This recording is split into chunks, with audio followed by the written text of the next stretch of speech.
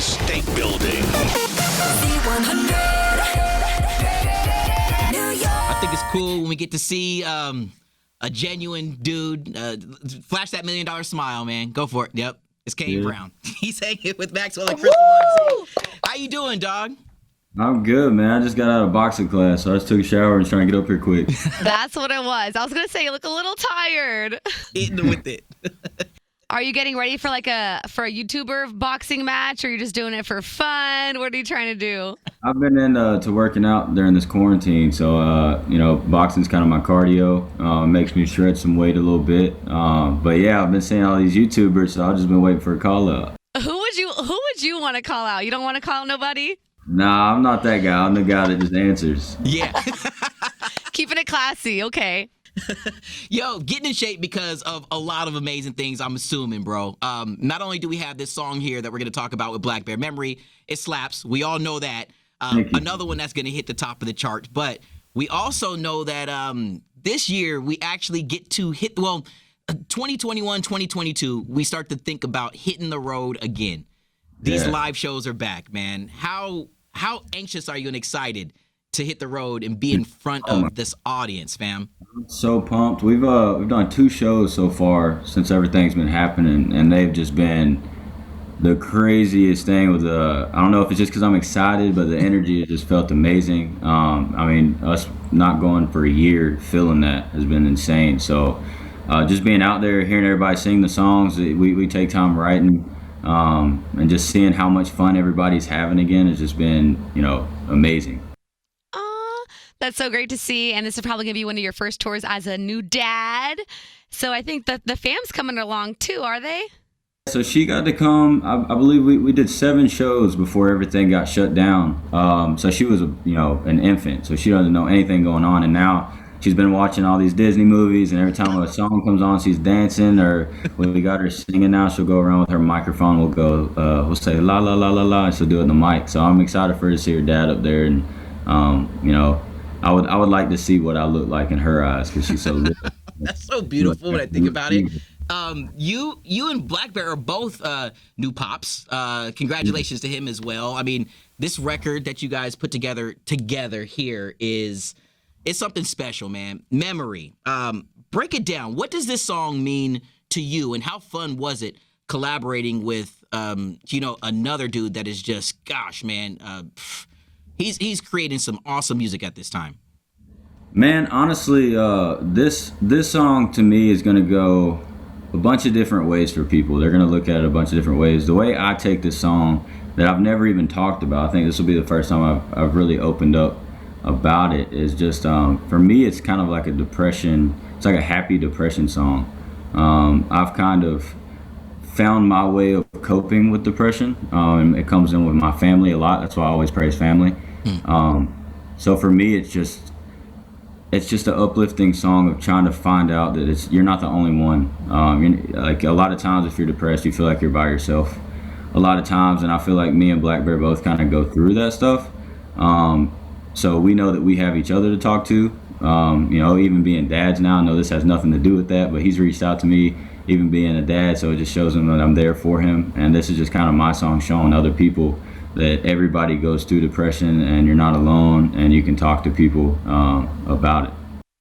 Thank you for sharing that. That's really vulnerable for you to open up. A lot of people during the pandemic went through it too. I know I had my fair share. So other than, boxing and your music and family, do you like to watch fun stuff or listen to certain podcasts? What keeps you happy when you feel yourself getting into that place? Honestly, it could be, taking my daughter to the zoo. For me, I've been, and my wife absolutely hates this, but she understands it. I've been a huge gamer growing up, my whole life. So, if I just jump on Call of Duty, I'm in a completely different world and everything's out the window. So that's kind of my escape that I have found. Are you a trash talker? Are you calling little teens names while your headset's on? Now, I will say the little kids make me more mad than anybody. Yo, they're so good, fam. Like, I try to play games with my 13-year-old nephew, and he slays. You know what I'm saying? They're so mean, too. I'm not saying that. Because I'm good, so I can back it up. I'm talking about when they start talking, and you can't really say nothing because they're kids, but they can say whatever they want to you. I just, mumble under my breath. Yo, you've been a part of the iHeart family for a minute, man, and thank you for being there for us, and we really appreciate you. And we're kind of talking. Let's make this connection: gaming, technology. You were one of the first to step into this portal at last year's iHeartRadio Music Festival when we were virtual. When you brought Be Like That together with Sway and Khalid. Yo, how weird of an experience and how dope of an experience was it to see yourself there, not really there, but there? So it was super weird for me to do it, because I was just, they were just filming me. Yeah. But they were trying to explain like what it was gonna look like. I had no idea. So then I get a text from Sway Lee, and he's like, dude, he's like, it was like you were there. So if they had to perform in LA, I performed in Nashville, and the whole time they said they were geeking out because it looked like I was there. So when I saw it on the TV, I was surprised that I wasn't there, So it was crazy. They were taking selfies with me and everything, and I wasn't even. That's some next level. Yeah, that's listen, that's the way that the world is going to go. How are you going to start to, or have you thought about this with the tour coming up?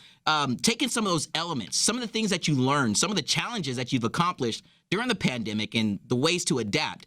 How are some of those things going to maybe make their way onto the stage or into the fabric of what we got coming up with this upcoming tour? Man, I've just realized you can't take touring for granted. Whenever I was out there, I was like, man, I need a break. And then I was low key kind of pumped whenever they were like, you ain't gonna have any more shows for a while. I was like, okay, cool, a little vacation, not a year. After 2 weeks, I was like, man, like I'm ready to get back out there. So. Honestly, I said I've only had 2 shows, but the 2 shows that I've been up there, I haven't cared. Used to, I would always worry, like, are people having fun or whatnot? I've just realized you got to have fun. So I've been out there having a blast, and the fans have seemed like they've been having fun. The first show, I will say, artists, if any artists are listening, and you haven't done a show yet, I got way too hammered before I went. Oh no! But I had a blast though. It was my first show. I know not to do it anymore, but that first show, my friends and people backstage, they're like, man, you could tell you're having a ball, but you repeated yourself like 4 times on something. Oops. Hey, yes. We love that. We're so excited that your new song is being played on Z100. So excited about your tour coming up. Yeah, everywhere. And we want to maybe see some behind the scenes stuff with your family. Have you thought about maybe doing like a family YouTube vlog or anything like that? Because that's really popular.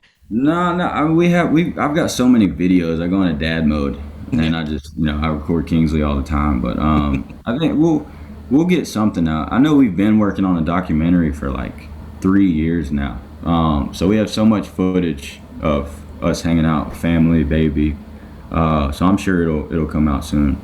When it's set to be, when it's meant to be, when the world is ready to see it. For now, cherish those moments, and it's super cool that you're taking the time to really, keep family, first and foremost, and to, these are those moments. I'm not a father. I've got god kids and nephews and nieces, and from what I understand is the time goes by just like that. So you just got to take every moment to really cherish those times that you have. Man, spoil them and give them back. Yeah, I'm telling you, it's the best, bro. And there's a lot of celeb parents recently who have been speaking out against paparazzi taking pics of babies like unauthorized and all that, trying to shelter them from this crazy life. Like, what do you think about that? Do you think that the paparazzi does way too much? Do you think it's better to keep certain things private? Yeah, they're infants, even if the kid's 7 years old, they don't know any better. I know I wouldn't, just go up to somebody and start taking pictures of their kids. Yeah. So I get it, that's their job or whatever, but if you come at my kid, I'm gonna be pretty protective. As you should, fam.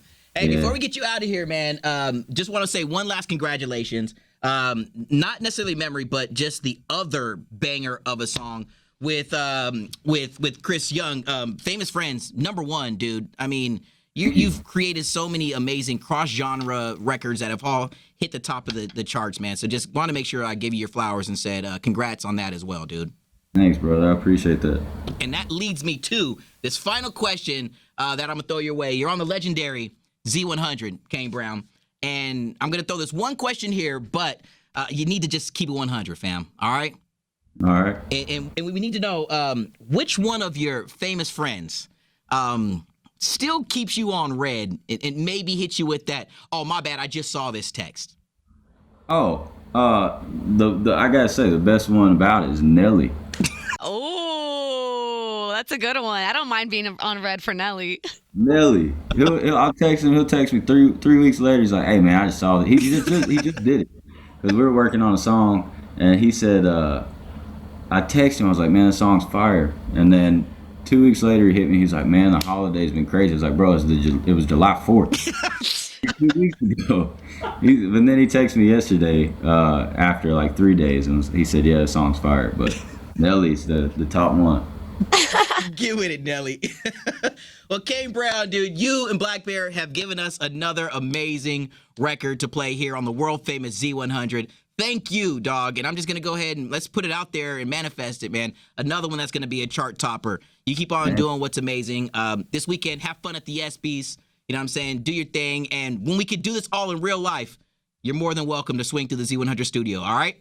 Be there, man. Thank y'all so much. From the top of the Empire State Building. Z100.